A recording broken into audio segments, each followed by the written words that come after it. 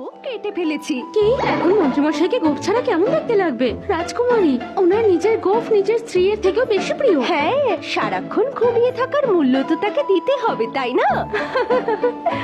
রাজকুমারী, এই নাও তোমার আয়ুর্বেদিক শরবত। এই শরবতটা তুমি খেলে তোমার ত্বক চকচক করবে। ইচ্ছে তো করছে না, তাও একবার খেয়ে দেখি।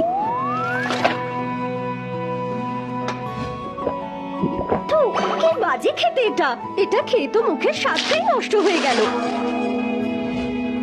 আমি এটা খেতে পারবো না। আর এটা একদমই নয় যে আমাদের ত্বক বেশাদ জিনিস খেলে চকচক করবে। তুমি বরঞ্চ সুস্বাদু খাবার বানাও, যেটা খেলে মন ভালো হয়ে যাবে। ঠিক আছে রাজকুমারী। যাও গিয়ে অন্য কিছু নিয়ে এসো।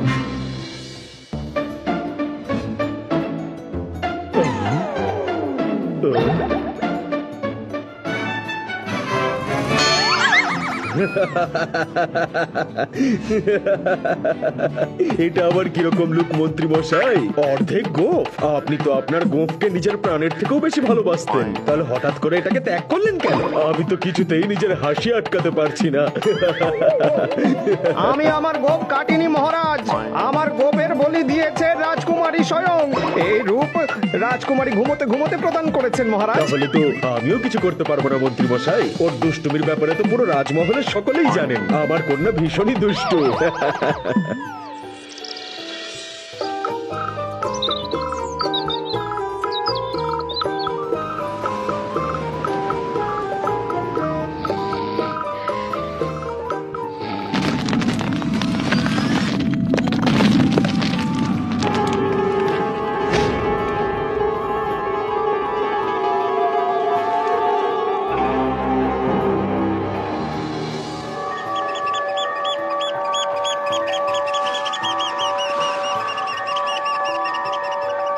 মহারাজের জয় হোক। মহারাজ, অদ্ভুত দৃশ্য চলছে। কি বলতে চাইছো? সরাসরি বলো। মহলটা সমুদ্রের মাঝখানে আছে। মনে হচ্ছে তোমাদের মাথা খারাপ হয়ে গেছে। চলো, এটা কি করে হলো? রাজমহল সমুদ্রের মাঝে? এটা আবার কিরকম মায়া? এরকম বিচিত্র অদ্ভুত দৃশ্য প্রথমবার জীবনে দেখছি আমি। কি করে হলো এটা? বাবা বাবা, এসব কি হচ্ছে? রাজমহল সমুদ্রের মাঝখানে কি করে এলো? হ্যাঁ কন্যা, আমিও সেটাই ভাবছি। এটা কি করে হলো? কোনো মায়াবী শক্তির জন্যই কি এটা হয়েছে, নাকি স্বপ্ন দেখছি?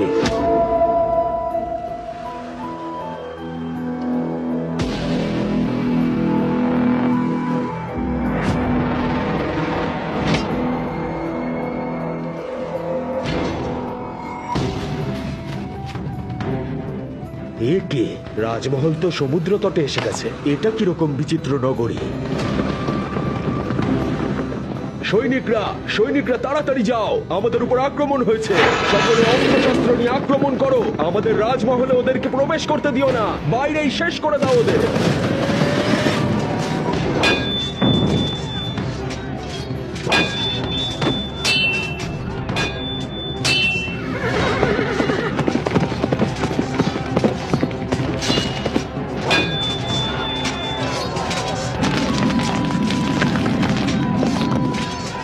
সকলে রাজমহলে ফিরে চলো। তবে একজন রাক্ষস যেন রাজমহলে প্রবেশ করতে না পারে। তাড়াতাড়ি চলো, রাজমহল আবার সমুদ্রে ফিরে যাচ্ছে।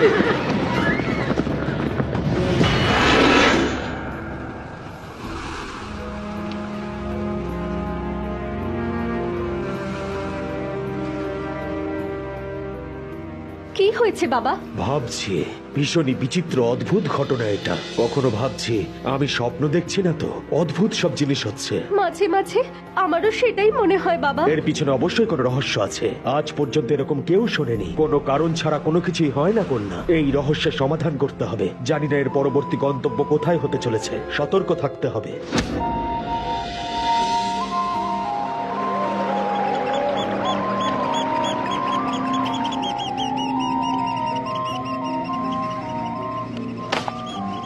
বাবা, আমরা এই জঙ্গলকে কাছ থেকে দেখতে পারি? কি সুগন্ধ আসছে ওখান থেকে। এরকম গন্ধ আগে কখনো পাইনি। না কন্যা, এটা কোনো ষড়যন্ত্রও হতে পারে। আমাকে একবার ভালো করে দেখতে দাও যে এটা কি ধরনের বন। যতক্ষণ না আমি সম্পূর্ণভাবে সন্তুষ্ট হব, আমি তোমাকে যেতে দিতে পারবো না।